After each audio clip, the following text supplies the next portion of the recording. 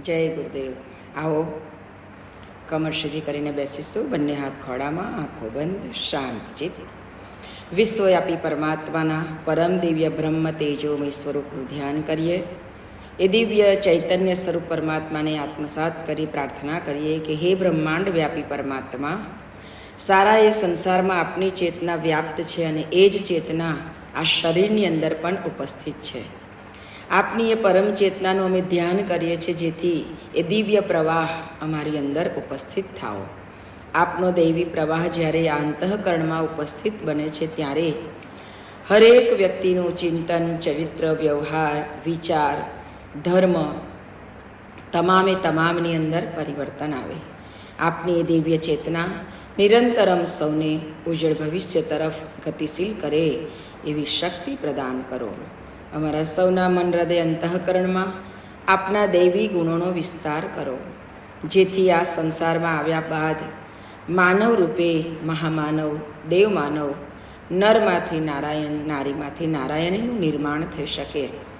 યુગ ઋષિ, યુગ દ્રષ્ટા, વેદ મૂર્તિ, તપોનિષ્ઠ પંડિત શ્રી રામ શર્મા આચાર્યજી, અખિલ વિશ્વ ગાયત્રી પરિવારના પ્રણેતા, પ્રવર્તક, જેને કરેલી ઘોષણા એ મહાકાલનું વચન છે અને મહાકાલનું વચન સાર્થક થાય એ માટે અમે પણ તેના સાક્ષી બની શકીએ, અમે પણ તેના સહભાગી બની શકીએ એટલી કૃપા અને કરુણા અમ સૌ પર કરો.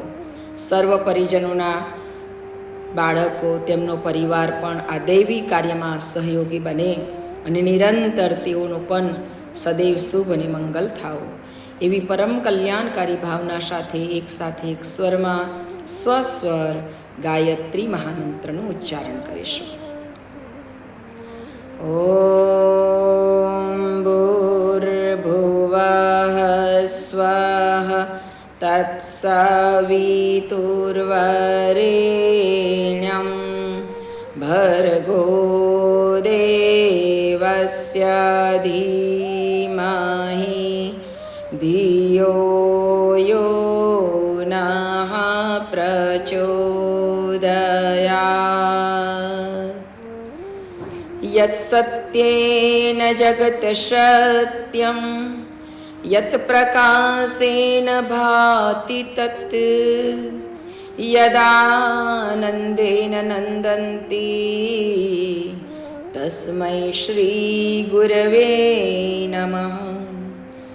માતરં ભગવતી દૈવી શ્રીરામસ્ય જગદ્ગુરો ચરણારવિંદે વંદે શ્રદ્ધા પ્રજ્ઞા સ્વરૂપયો. યા દેવી સર્વભૂતેષુ પ્રજ્ઞારૂપેણ સંસ્થિતા નમસ્તસ્यै નમસ્તસ્यै નમસ્તસ્यै નમો નમઃ નમસ્તસ્यै નમો નમઃ. પરમ પૂજ્ય ગુરુદેવ, પરમવંદનીય માતાજી, આદ્યશક્તિ, વેદ માતા, દેવ માતા, વિશ્વમાતા મા ગાયત્રીના પાવન ચરણારવિંદમાં અનંત કોટી નંદર પ્રણામ સાથે તેમના સૂક્ષ્મ સાનિધ્યમાં સંરક્ષણમાં ઉપસ્થિત તમામ શ્રદ્ધાળુ વાલા પરિજન ભાઈ બહેનો, આપ સૌના અંતઃકરણમાં બિરાજિત પરમ ચૈતન્ય સ્વરૂપ પરમાત્માને મારા કોટી કોટી વંદન. આપ સૌનું સાપ્તાહિક સ્વાધ્યાયમાં હૃદયથી અભિવાદન, સ્વાગત. પરમ પૂજ્ય ગુરુદેવે આપણને સૌને વારંવાર આત્મ કલ્યાણનો બોધ આપ્યો, આત્માનું જ્ઞાન કરાવ્યું કે આત્મજ્ઞાન પ્રાપ્ત થાય તો જ આ સંસારમાં આવેલા જીવના તમામ પ્રકારના ભેદભાવો મટી શકે. નહીં તો એ જ્ઞાન જ્યાં સુધી નથી ત્યાં સુધી મારું, તારું અને ભેગું કરવાનું આ માણસના મનમાંથી જતું નથી. ગુરુદેવ કહે છે કે ભલે ને એ સાધુ બનીને બેઠો હોય, પોતાની આશ્રમ બનાવીને બેઠો હોય કે પોતાની જે કોઈક જમાવટ કરીને બેઠો હોય, પણ જ્યાં સુધી અંદરથી આ બધી માયા, મોહ, મમતા નહીં છૂટે ત્યાં સુધી આ જીવનો ઉદ્ધાર સંભવ નથી. આપણે જોઈએ છીએ કે ઘણા બધા મોટા મોટા મંદિરો, આ તે બધું જે છે એમાં પદ માટે લડાઈ ઝઘડા, એમાં બધાને કંઈક ને કંઈક વહીવટ કરવો હોય એના માટે લડાઈ ઝઘડા, જ્યારે બધી જગ્યાએ ભેગું કરવાનું વધારે થઈ જાય ને ત્યારે આ બધું ઊભું થાય. એટલે ગુરુદેવની જેમ આવે એટલું વાપરી કાઢવાનું, એટલે કોઈ ચિંતા નહીં. જો કંઈક કોઈ જોઈ જાય તો પાછી માથાકૂટ થાય. એના કરતાં ગુરુદેવ કહે છે કે જેટલું વજન ઓછું એટલું ભજન વધારે, જેટલું વજન ઓછું એટલું ભજન વધારે થાય. કારણ કે જો આપણી જોડે વજન હોય ને તો ભજન થઈ શકે નહીં. એક વખતે ગુરુદેવ પોતાના શિષ્યોની સાથે પદયાત્રા કરતા હતા. પહેલાંના સમયમાં તો કોઈ ગાડી કે કંઈ હતું નહીં, એટલે બધાને ચાલી ચાલીને ફરવું પડતું. પણ બધા સંતો, સાધુ, મહાપુરુષો જેમને ખરેખર કલ્યાણ જ કરવું હતું એ બધા તો નિરંતર ગતિશીલ હતા, ચાલતા રહેતા. સાધુ તો ચલતા ભલા. એટલે કેટલાક શિષ્યોની મંડળી લઈને ગામમાં પડાવ નાખે, ત્યાં સત્સંગ કરે. સાંજે બધા ગામના આવે, ગામના લોકોને પણ સારું લાગે કે ભાઈ ખાવું પીવું ને સૂવું, કંઈક આવું નવું આવે તો સારું. આપણે બધાએ કેવું જોબ કરી કરીને પાછા જે હોય તે પણ હા જે સત્સંગમાં બેસી જઈએ. 5 દિવસનું જ્ઞાન સત્ર કેટલું સરસ ચાલ્યું, બધાએ સરસ લાભ લીધો. ખૂબ ખૂબ ધન્યવાદ. મારા માતાજીની જે લોકયાત્રા હતી, જીવનયાત્રા હતી, એમાં આપણે બધા યાત્રી બનવાનો પ્રયત્ન કર્યો. કેટલું સરસ કહેવાય કે મહાશક્તિની સાથે આપણે યાત્રા કરી. અમારા દીકરાને મનોજને ખૂબ ખૂબ ધન્યવાદ કે એને ખૂબ સરસ રીતે બધાને આ યાત્રાની અંદર ફેરવ્યા. હું તો એમ કહું છું કે આપણી જોડે ધન સાધન હોય તો જ કોઈને યાત્રા કરાવીએ એવું નહીં. દેખો આ દીકરાએ કેટલું સરસ બધાને એક પણ પૈસાના ખર્ચ વગર અમારા આનાબેને બધાના રિઝર્વેશન કરી દીધા, અને એક પણ પૈસાના ખર્ચ વગર એક મહાશક્તિની લોકયાત્રાની અંદર બધાને જોડી દીધા. આ બીજી બધી સંસારની યાત્રાઓ કરવા જઈએ ને તો એમાં કદાચ કંઈક ને કંઈક માથાકૂટ થાય, બેસવામાં, સૂવામાં, કપડાં મૂકવામાં કે ગમે તેમાં. પણ આમાં તો કોઈ માથાકૂટ નહીં. બધા પોતપોતાના ઘરે શાંતિથી બેઠા અને મહાશક્તિની લોકયાત્રામાં જોડાયા. કેટલું અદ્ભુત કહેવાય. સત્સંગનો મહિમા જે જાણે ને એને ખબર પડે કે આ બધું તો આપણને કેવું મળી રહ્યું છે. તેવી રીતે ગુરુજી પણ પોતાની મંડળી લઈને ગામે ગામ ફરતા, ગામના લોકો બેસતા, બધાને આનંદ થતો. એક વખતે મંડળીમાં જતાં જતાં એક ગામની અંદર એક મોટા શેઠ હતા. એ શેઠે આ સંતોની ઉપર ને શિષ્યની ઉપર ખૂબ દયા કરી અને કહ્યું કે મારે કંઈક ભેટ આપવું છે ભાઈ. તો સદગુરુએ કીધું કે ના ના ના ના, અમારે કોઈ ભેટ જોઈએ જ નહીં. કારણ કે પાસે કશું હોય ને તો ચિંતા બહુ, એટલે કશું રાખવું જ નહીં. પણ એક શિષ્યની અંદર મોહ જાગ્યો. શેઠને જઈને મળી આવ્યો ને કહ્યું કે શેઠજી એ તો અમારા ગુરુજી તો અયાચક છે એટલે કશું લે નહીં, પણ તમારી ઈચ્છા હોય ને તો વાંધો નહીં. તો શેઠને એમ થયું કે આટલી બધી કષ્ટ વેઠીને આ લોકો બધું કરે તો મારે ખરેખર કંઈક આપવું જોઈએ. એટલે શેઠે એને સોનાની ઈંટ આપી. એટલે પેલા એ જોરીમાં મૂકી દીધી ને ચાલવા માંડ્યા. મંડળીની સાથે જોડાઈ ગયા. ચાલતા ચાલતા જંગલ આવ્યું. જંગલ આવ્યું એટલે ગુરુજીએ કીધું કે આ જંગલમાં પ્રવેશ કરીએ એના પહેલાં આપણે થોડો આરામ કરી લઈએ અને રાત પૂરી કરી લઈએ અને પછી જંગલમાં પ્રવેશ કરીએ એટલે દિવસે જંગલ કાપી નાખાય. તો બધા સૂઈ ગયા. પણ પેલાને ઊંઘ આવે નહીં, કારણ કે પાસે સોનાની ઈંટ. ગુરુજી ઊભા થયા અને એની જોડીમાંથી ઈંટ લીધી અને બાજુમાં તળાવ હતું ને એમાં નાખી દીધી. હવે સૂઈ જા કે શાંતિથી. તો પેલો કે ગુરુજી તમે આ શું કર્યું?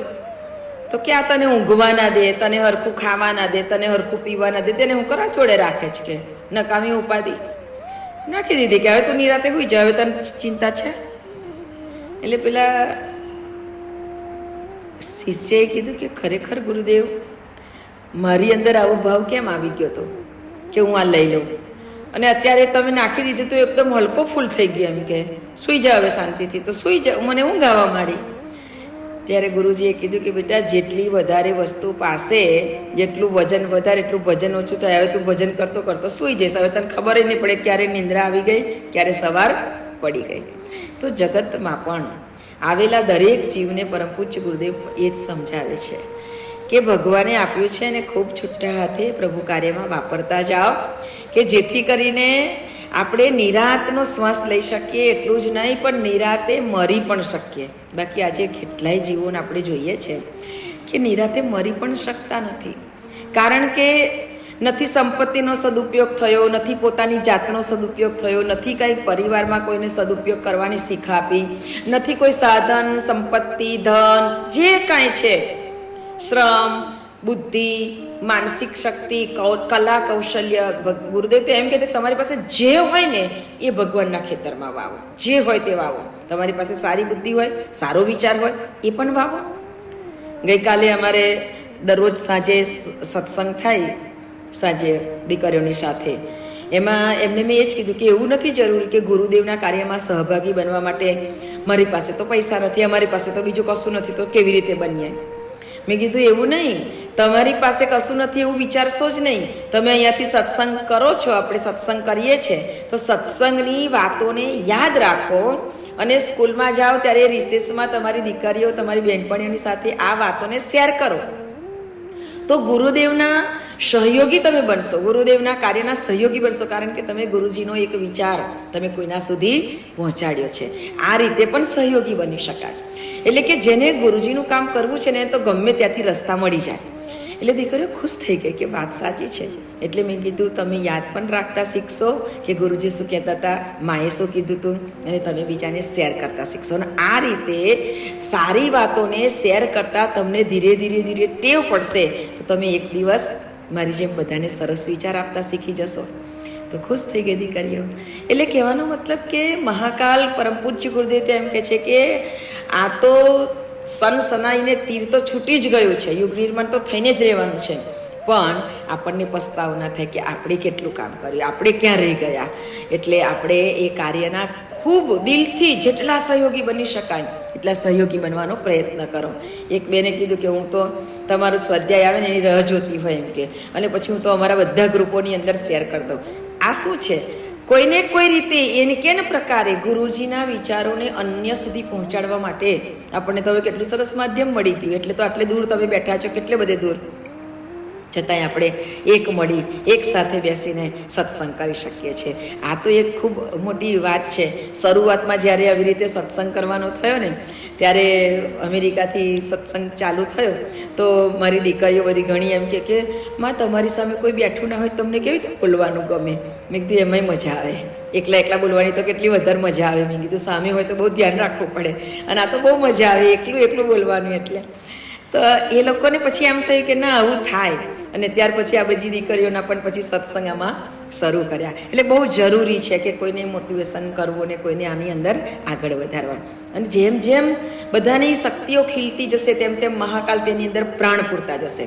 ગુરુદેવે કીધું હતું કે ગુરુના કાર્યમાં, મહાકાલના કાર્યમાં સહયોગી બનીશું ને તો ગુરુજી આપણને કંઈ બંગલા મોટર ગાડીઓને એવું બધું નહીં આપે, પણ તમે કલ્પના નહીં કરી શકો એવું આપણી પાસે આવીને ઊભું રહેશે એમ. તો બહુ સરસ ઉદાહરણ ગુરુદેવ આપતા કે એક વખતે એક આવા સંત પરિભ્રમણ કરતાં કરતાં એક નગરમાં જાય છે.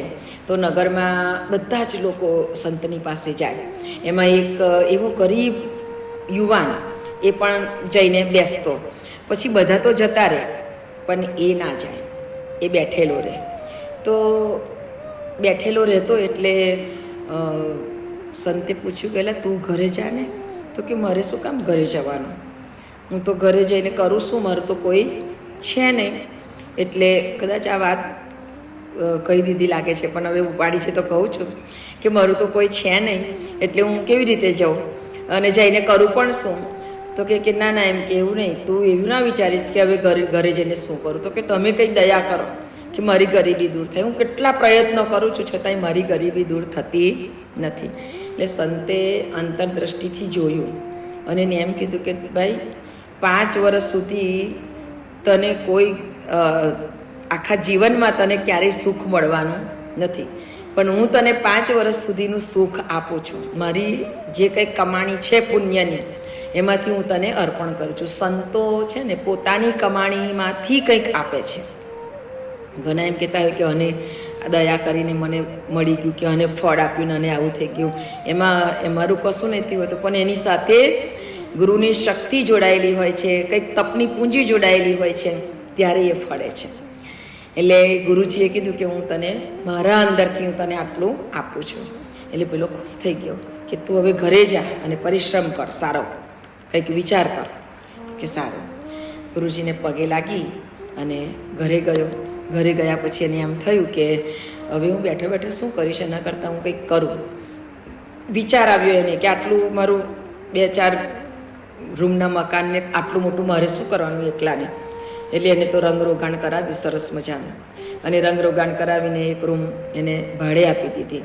પોતે એકલો હતો એટલે એવો તો કંઈ ખર્ચો નહોતો, બિલકુલ સિમ્પલથી જીવવાનું એનું જીવન હતું, કારણ કે દરિદ્રતામાંથી ઉપર આવતો હતો. એટલે એવી કોઈ એને એવી આઈડિયા નહોતી કે હું આમ કરી દઉં તેમ કરી દઉં, પણ એને શરૂઆત કરી દીધી અને બીજી રૂમ પણ ભાડે આપી દીધી. અને આ રીતે એને ધીમે ધીમે ભાડું આપવા માંડ્યું. એટલે એમાંથી એને પછી વિચાર ખીલવા માંડ્યો. કહેવાયું છે કે સદગુરુના શરણમાં જઈએ ને એટલે બુદ્ધિક ક્ષમતામાં વિકાસ આવે, એ બુદ્ધિ ચાલવા માંડે, એની અંદર પ્રગતિની વાતોની સ્ફુરણા થવા લાગે. એટલે એને તો પછી અંદરથી એટલી બધી પ્રેરણાઓ ચાલુ થઈ ગઈ. એને તો પૈસા આવ્યા અને એમ થયું કે લાવને બીજું એક નાનું મકાન લઈ લો, એને પણ ભાડે આપો. પછી બીજું નાનું મકાન લીધું, એને ભાડે આપ્યું. એમ કરતાં કરતાં પૈસા આવે, એમાં પહેલાં ભરી દે, પાછું બીજું લે. એમ કરતાં એને તો ઘણા બધા બંગલા ને મોટર ને ગાડી ને ઓહો 2 વર્ષમાં તો એટલો બધો ઉપર ઉઠી ગયો. અને પછી વિચાર કર્યો કે આટલા બધા પૈસા, આટલું બધું ભેગું થઈ ગયું, હવે આને શું કરીશ?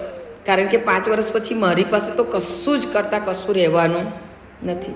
એટલે એને તો આજુબાજુના ગામમાં કૂવા, વાવ, તળાવ ને હોસ્પિટલ ને સ્કૂલ ને કેટલું બધું આમ ચાલુ કરી દીધું. પછી તો એની ગાડી લઈ લઈને બધા ગામમાં ફરવા માંડ્યો. જે ગામમાં જેની જરૂરત હોય એ બધું એને શરૂ કરવા માંડ્યું. ગામે ગામ એની તો ખૂબ નામના થવા માંડી, ખૂબ નામ એનું મોટું થવા માંડ્યું. બધા એને સાહેબ કરીને બોલાવા લાગ્યા. હવે તો એને એમ થાય કે હવે, અને એક જ એને એવી વિચારધારા એવી મળી જાય ને કે એ જે એમ ઈચ્છે ને એ થઈ જ જાય. એટલે એનું બારણા બધા ખુલવા લાગ્યા. એક વિચાર કરો કે સદગુરુના એક આશીર્વાદ, સદગુરુની એક અમી દ્રષ્ટિ, સદગુરુના શરણમાં પહોંચી જાઓ અને એના બોલને તમે જો દિલમાં ઝીલી લો ને તો આ જગતની અંદર આવેલા જીવનું સર્વ રીતે પરિવર્તન થઈ જાય. એનું પરિવર્તન થાય. એને વિચાર કર્યો, સત્સંગ પચાવ્યો હતો, સત્સંગમાં જઈને બેસતો હતો, સત્સંગ પચાવ્યો હતો ને એટલે એને એમ થયું કે મારે 5 વર્ષ પછી આમાંથી એક કોડી પાયે રહેવાની નથી, એટલે મને વાપરવા દે. અને એટલે એને વાપર કર્યું. સંતો બૂમો પાડીને થાકી જાય છે. કેટલાય મહાપુરુષો કથામાં સત્સંગમાં કઈને થાકી જાય છે. અહીંયાથી 1 ફૂટી કોડી પણ આપણે લઈ જવાની નથી. તમે 2 હાથે કમાવ છો, પણ 2 હાથના 4 હાથે વાપરવાનું શીખો, કારણ કે કશું જ સાથે આવવાનું નથી. છતાંય આજે દુનિયાનો માણસ સત્સંગ પણ સાંભળે, જોકા ખાતા સાંભળે, પણ ઘરે આવીને પાછું એનું એ જ માઇન્ડ કે આનું આમ કરી દઉં, મારા દીકરાની ચિંતા નહીં, મારા દીકરાને આમ નહીં તેમ. દીકરાને પણ ભગવાને હાથ, પગ, મગજ બધું જ આપ્યું છે, એની પણ બુદ્ધિ ચાલે જ છે, પણ છતાંય આ માણસના મનમાંથી આ વસ્તુ જતી નથી. બધાને પોતાના નસીબ પર જીવવા દો. તમે તમારા નસીબે જે કાંઈ મેળવ્યું છે તો તમે જ વાપરો. બધાને પોતાના નસીબ પર જીવવા દો, એમને પણ નસીબ ખીલવવા દો, એમને પણ પ્રેરણા આપો કે તમે આવું બધું કમાવ છો, સરસ રીતે જીવો છો, પણ કંઈક પરમાર્થ કરતા જાઓ.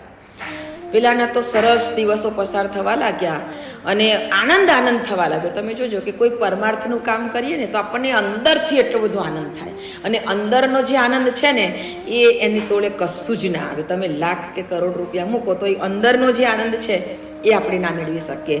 પછી રાતે ઉજાગરા કરવા પડતા હોય કે એક ટાઈમ ખાવાનું ના મળતું હોય કે તાપ તડ વેઠવી પડતી હોય, એ બધામાં પણ આનંદ આવે, કારણ કે પરમાર્થનો નશો જેવો છે કે એનાથી આપણને આનંદ થાય. ભલે ને કાંટા વાગતા હોય કે લોકોની જેવી તેવી વાતો સાંભળવી પડતી હોય કે બદનામી આપણી કરતા હોય લોકો, તો પણ એમાં પણ આનંદ જ હોય કે કરો તમારું કામ કરો, અમે અમારું કામ કરીએ. એટલે પેલો તો એ આટલું બધું કામ કરે, ઊંચો ઉઠ્યો હોય તો એને હોય ને કોઈક તો જેને ના ગમતું હોય એવા બધા એને રંજાડવાના કે પછી એને પાછો પાડવાનો પ્રયત્ન તો કરે જ, પણ જેની સાથે સદગુરુના આશીર્વાદ કીધું છે ને, જીતને તારે ગગન મેં ઉતને શત્રુ હોય, જીતને તારે ગગન મેં ઉતને શત્રુ હોય, જો સદગુરુ કી કૃપા હુઈ તો ભાલ ન બાકો હોય. જ્યાં ઉપર સદગુરુની કૃપા વરસી જાય ને એનો વાડ કોઈ વાંકો ના કરી શકે. એટલે પેલો તો મસ્તીથી બધું કામ કરતો રહ્યો. હવે 5 વર્ષ પૂરા થવામાં માત્ર 3 દિવસ જ બાકી હતા અને પેલા સદગુરુ પાછા મળ્યા. એટલે એને જોઈને તો એટલો ખુશ થઈ ગયો, પગે લાગી ગયો, આડોટવા માંડ્યો કે ગુરુદેવ તમે કેટલી કૃપા કરી, કેટલી મહેરબાની કરી અને એટલું સરસ કામ થયું છે કે હવે એનો આનંદ મારાથી એમ કે જીરવાતો નથી કે એને કહેવાય કેવી રીતે. કહેવાય છે ને કે મૂંગાને ગોળ ખવડાવે ને પછી પૂછો કેવો લાગ્યો, તો એ શું કહે?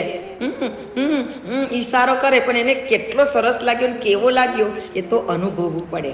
એટલે એટલો બધો ખુશ થઈને સંતની સાથે ગુરુજીની સાથે વાતો કરવા માંડ્યો. એટલે ગુરુજીએ કહ્યું કે આટલું બધો ખુશ છે, એને ખબર છે કે 3 દિવસ પછી 5 વર્ષ પૂરા થાય છે, પછી પોતે ગરીબ બની જવાનો છે, તો પણ આટલો બધો ખુશ થાય છે. એટલે સંતે આંખ બંધ કરીને જોયું તો હો એના તો ચોપડા ભરાઈ ગયા હતા પુણ્યના. એટલે સંતે આંખ ખોલીને કીધું કે જા બેટા, હવે તને કોઈ જન્મની અંદર દરિદ્રતા નહીં મળે, તારો તો બેડો ત્યાં પાર કરી દીધો એમ કે. એટલે પેલો એટલો બધો ખુશ થઈ ગયો અને સંતના ચરણમાં પડી ગયો કે ગુરુદેવ આ તો તમારા આશીર્વાદ, ગુરુદેવ તમારી કૃપા દ્રષ્ટિ, અને આજે મારું જીવન સફળ થયું. એટલે પરમ પૂજ્ય ગુરુદેવ કહેવા માગે છે કે જ્યારે વ્યક્તિના જીવનમાં પરમાર્થની ભાવના જાગૃત થાય છે, પરોપકારની ભાવના જાગૃત થાય છે, ત્યારે વ્યક્તિનું જીવન, આ જીવન નહીં, આ લોક નહીં, આ લોક અને પરલોક બંનેની અંદર એના માટે સુખ અને આનંદ પ્રાપ્ત થાય છે. તો આપણા જીવનની અંદર પણ આવો પરમ સુખ ને પરમ આનંદની ગતિને પ્રાપ્ત કરાય. અને ગુરુદેવની આપણા બધાની ઉપર પણ એવી કૃપા વર્ષે કે ગુરુદેવ અમે આ બધી મોહ માયાની મમતાના બંધનમાંથી મુક્ત બની અને અમે પણ તમે જે પરમાર્થનો રાહ અમને ચીંધો છો ને એ જ ચીંધ્યા રાહે અમે ચાલ્યા કરીએ. અમારી કોઈ આશા અપેક્ષા ન હોય, માત્ર ને માત્ર તમારું સ્મરણ અને તમારું કામ, આ 2 જ વસ્તુ અમારા જીવનમાં રહેશે. ગુરુદેવે કીધું છે ને કે બેટા આપણે બધા તો ભવસાગરમાં પડેલા જીવો છીએ. આ ભવસાગરને પાર કરવો હોય ને તો ગુરુની શક્તિનું આપણને નાવડું તો મળ્યું છે, ગુરુના સત્સંગનું નાવડું તો મળ્યું છે, પણ 2 હલેસા હાથમાં રાખવા પડશે. એક ગુરુની ભક્તિ અને એક ગુરુનું કામ. આ 2 હલેસા માર્યા કરશું ને તો આપણી નાવડી કિનારે પહોંચશે જ, એમાં કોઈ શંકાને સ્થાન નથી. તો આપણા બધાયનું જીવન, બધાયનું નાવડું આપણું પાર થઈ જાય અને ભવસાગર પાર કરીને કિનારે બેઠેલા આપણા સદગુરુની સાથે બેસી અને બસ નિજા આનંદમાં મસ્ત બનીએ, એવી જ આપણા બધાની ઉપર ગુરુની કૃપા વર્ષે, એવી મંગલ પ્રાર્થના સાથે આજના વાણી પુષ્પને સદગુરુ ચરણમાં અર્પણ કરું છું. આપણા બધાનો ખૂબ ખૂબ શુભ થાઓ, મંગલ થાઓ, એ પ્રાર્થના સાથે સૌને જય ગુરુદેવ.